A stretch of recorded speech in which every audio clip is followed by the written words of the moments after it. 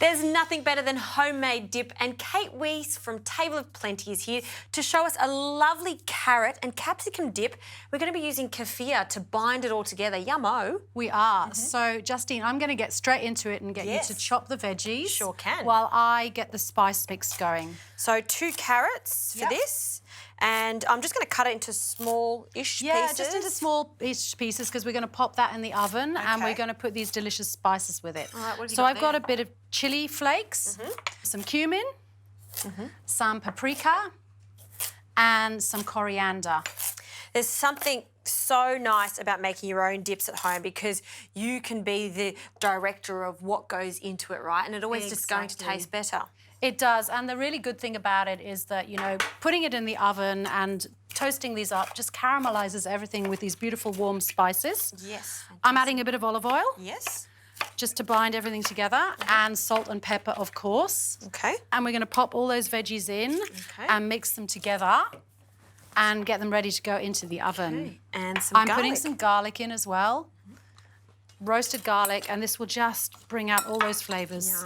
Yeah, I love just that in general. Just roasted veggies with a side of fish, delicious. They are the best. So we're going to just mix this through, and I'm going to give this to you, put it on the tray. We're putting that into the oven for 190 degrees for about 20-30 minutes until they're nice and tender and caramelised. Okay, and we've got some gorgeous pine nuts. Are they going on now? We're going to wait? No, we're going to wait with those and just put them in the last 5 minutes just to toast them up, but we don't want them to burn.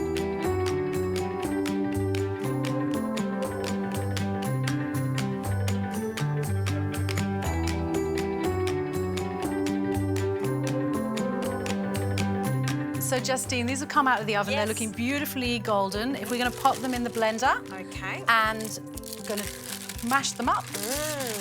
And hopefully this works. I hope so. Look at that.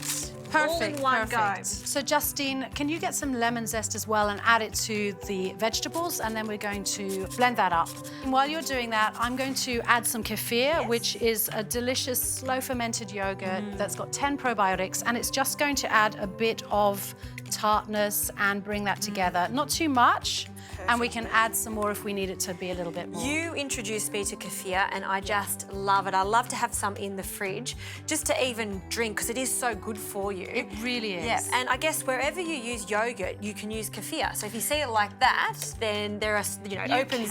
Yeah, so many doors. You can. I mean, the difference with kefir is that it's a little bit runnier. So for these kind of applications, it's really fantastic.